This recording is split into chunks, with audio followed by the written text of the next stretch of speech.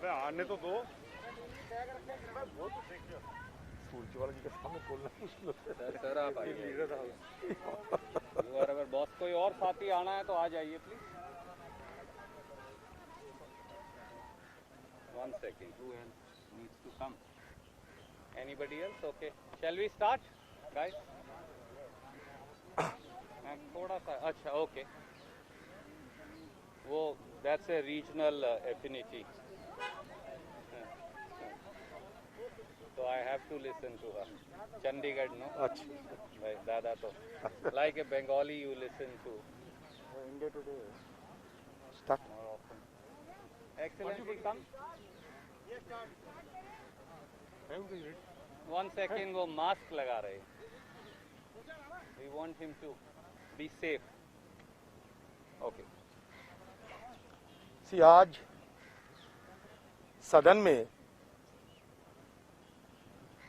हमारा रक्षा मंत्री राजनाथ सिंह जी की लद्दाख के बारे में बयान पेश करने का दिन था। कल ही आप सबको पता चला, मुझे भी पता चला कि आज राजनाथ सिंह जी सदन में बयान पेश करेगी लद्दाख की घटना की चलते। हमारे पार्टी कांग्रेस पार्टी हम उसूलों के मानते हैं और आप सबको जानकारी ये होगी कि हमारे लिए कांग्रेस पार्टी के लिए देश सर्वोच्च होते हैं, कंट्री सुप्रीम फॉर अस। और हमारे जो सेना है, ये सेना को उनका जज्बा, हमारे सेना की बहादुरी हम सबके लिए ताज होते हैं, अहंकार होते हैं। वो सेना जो सीना ताने हुए हमारे सरजमीन को रक्षा करते हैं, हमारे संप्रभुता को रक्षा करते हैं। आज इसीलिए जब सदन में लद्दाख की घटना की जिक्र करते हुए रेजोल्यूशन की बात कहा गया, तो हम सब ने हमारे फौजों को सलाम जताने के लिए, सम्मान और श्रद्धा जताने के लिए 1 मिनट की समय मांगी। अंतिम में कहा कि आधा मिनट दिया करो, क्योंकि ये सहमत हम भी जताना चाहते हैं। सवाल तो बहुत कुछ है, लेकिन हम जानते हैं कि सवालों की जवाब ये सरकार देने में इनकार करेगा।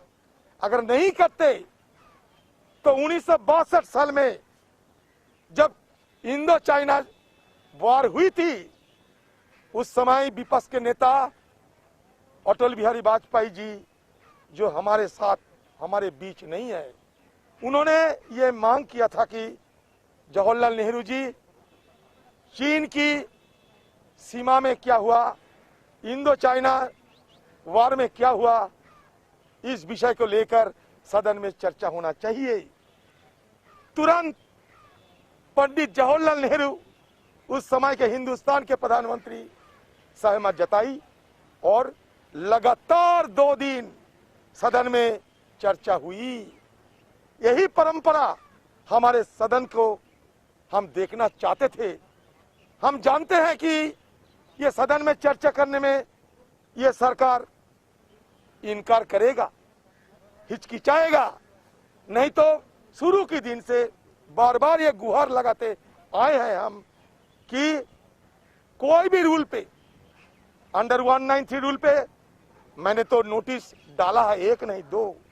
हमारे पार्टी के हमारे जो कॉलीग्स वो भी डाले हैं। हमारी उम्मीद थी कि कम से कम लद्दाख की सीमा की अहमियत को मद्देनजर सारा देशवासियों की एक साथ आवाज बुलंद करना चाहिए कि देश हमारा आगे है, सबसे आगे देश के साथ, देश की हित हमारा सबका हित है। लेकिन ये सरकार के सामने हमारे कोई गुहार, कोई हमारा दरखास्त, कोई हमारा गुजारिश, कोई इसका मूल्य नहीं है। हमें सदन के अंदर नहीं बोलने दिया। हम जानते हैं ये सरकार डरते हैं, अगर कांग्रेस कोई सवाल पूछ दे, पूछने से जवाब तो नहीं है, क्या कहेंगे, डरते हैं। क्योंकि आज जिस ढंग से राजनाथ सिंह जी सदन में अपना रेजोल्यूशन रखे हैं, उसमें सबसे पहले राजनाथ सिंह जी देश की प्रधानमंत्री को वाह किया, एक बार नहीं कई बार। देश की प्रधानमंत्री नरेंद्र सिंह जी सीमा पे गए, हौसला बढ़ाए, बहुत सारे तारीफ उन्होंने की।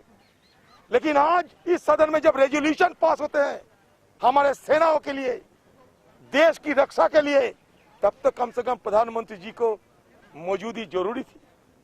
प्रधानमंत्री जी क्यों आज नदारत रहे, जब इतने बड़े रेजोल्यूशन उन्हीं की सरकार ला रहे हैं, वो भी हिंदुस्तान की पार्लियामेंट में, क्योंकि उनका डर है।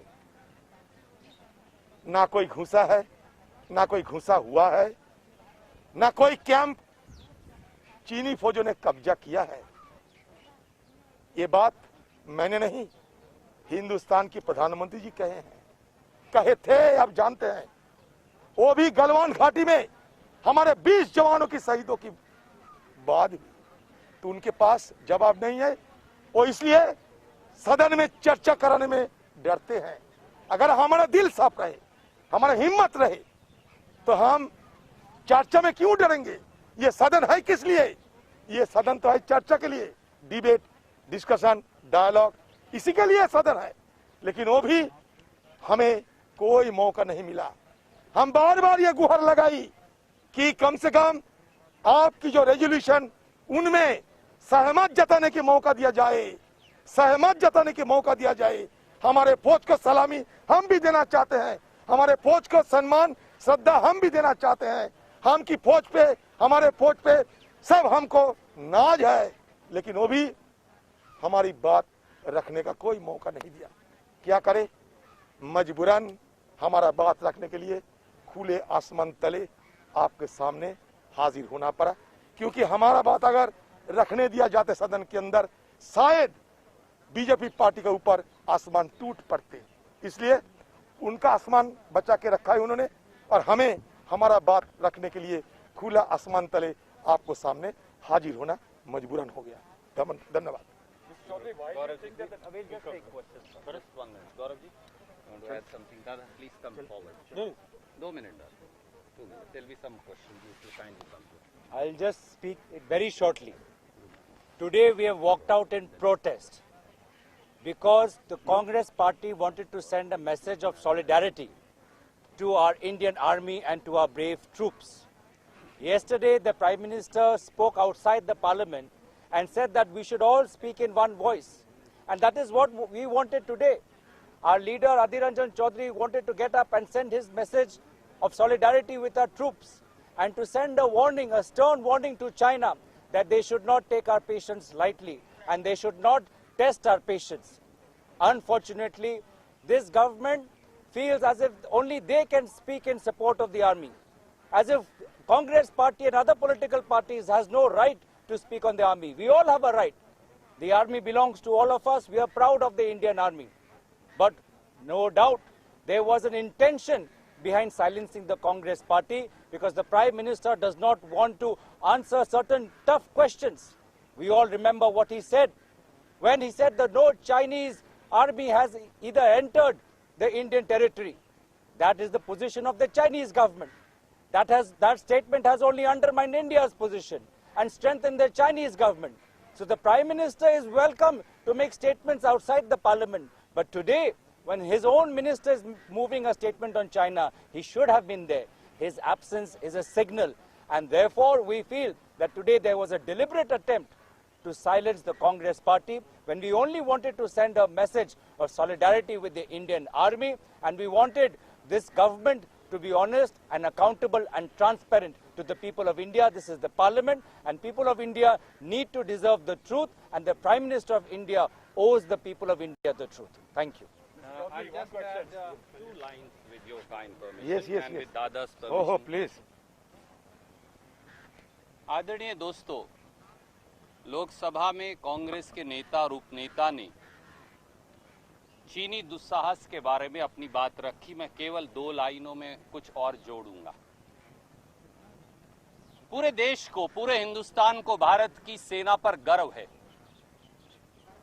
सेना शौर्य से आज भी चीनी सेनाओं के सामने सीना अड़ाए खड़ी हैं। इसीलिए आप और मैं सुरक्षित हैं और इसीलिए ये संसद चल पा रही है। पर देश के प्रधानमंत्री कहां गुम हैं? देश के प्रधानमंत्री कहां नदारद हैं? देश के प्रधानमंत्री अपने नेतृत्व की फेलियर का जवाब देश की संसद को देने से क्यों भाग खड़े हुए हैं? आदरणीय राजनाथ सिंह जी, सवाल बड़े सीधे हैं। क्या चीन ने दुस्साहस कर भारत की सरजमीं पर कब्जा कर रखा है? हां या ना में देश की संसद के माध्यम से देश को जवाब दीजिए। दूसरा सवाल, क्या डेप्सांग प्लेन्स में, क्या गोगरा में, क्या पेंगोंग सो लेक में फिंगर 8 तक, क्या वाई जंक्शन भूटान के अंदर, क्या उत्तराखंड में लिपुलेख में, क्या अरुणाचल की सीमा पर चीनी दुस्साहस हुआ है? इस बात का हां या ना में देश को जवाब दीजिए। चीन ने कितने स्क्वायर किलोमीटर भारत की सरजमीं पर कब्जा किया है? मोदी जी, राजनाथ जी, संसद के अंदर देश को जवाब दीजिए। चौथा सवाल, उस चीनी दुस्साहस को, चीन को भारत की सरजमीं से कब खदेड़ेंगे? उसकी समय सीमा तय करके देश की संसद और देश को जवाब दीजिए।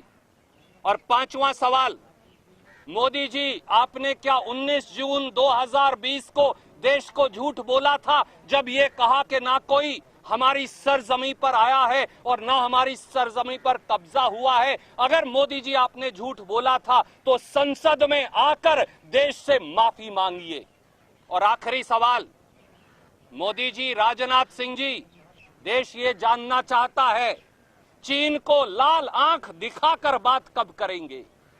चीन से आंख में आंख डालकर बात कब करेंगे? या केवल वार्तालाप के चक्कर में चीनी दुस्साहस को आप छोड़ते जाएंगे? ये वो मूलभूत सवाल हैं जिनका देश जवाब चाहता था। प्रधानमंत्री देश की संसद को पीठ दिखाकर भाग गए और राजनाथ सिंह जी ने बहुमत का इस्तेमाल कर कांग्रेस और विपक्ष की आवाज को दबाने का काम किया। पर देश देख रहा है। देश की सेना के शौर्य के पीछे मत छुपिए। देश की सेना के शौर्य पर हम सबको नाज है, पर राजनीतिक नेतृत्व के फेलर और विफलता का जवाब दीजिए, क्योंकि इस बात का जवाब देश चाहता है। कोई प्रश्न आप पूछना चाहें तो स्वागत। Questions, Mr. Chaudhary. One is that, do you think that the government has closed the doors for a debate on the Indo-China issue? Second, do you think that things have crossed beyond a point of military level discussions and diplomatic, and India should explore the military option now? See, the fact is, we are the members of the Lok Sabha. That means we are representing the people and to the nation at large. And I think, being a member of this house, all of us are entitled to ventilate our views inside the parliament. It is our constitutional right. It is our democratic right. And we are entitled to enjoy the right. But it is regretting to note that in spite of our persistent persuasion and endeavor, we have been failed to at least register our views, which was distinctly clear that the entire Congress party is in support of our brave Jawans. We are always boasting of our Jawans, the epitome of valor, the epitome of courage. And that is why we were simply desiring to expressing our solidarity towards the brave Jawans of our country who have been protecting the border and also the sovereignty and territorial integrity of our country. We have lots of questions before the government. See, it is intriguing to note that everywhere the issue has been discussed. In the media, it has been discussed. In the print media, it has been discussed. In various fora, it has been discussed. Even our ministers are going abroad for discussing the issue.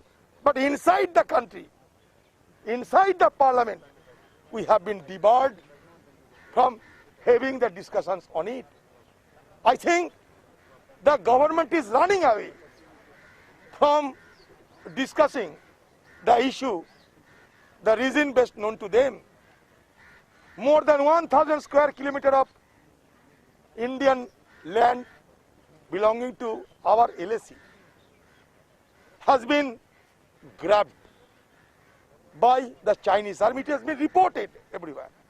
So now government, it is incumbent upon the government to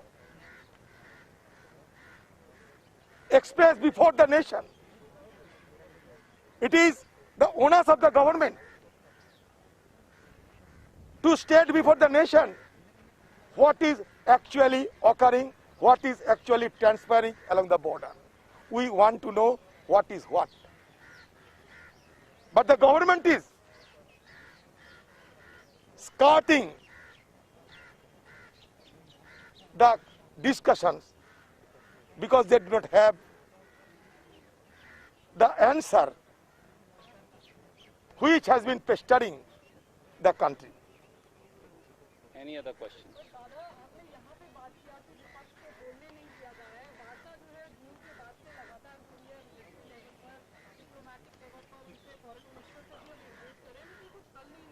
Can I take that?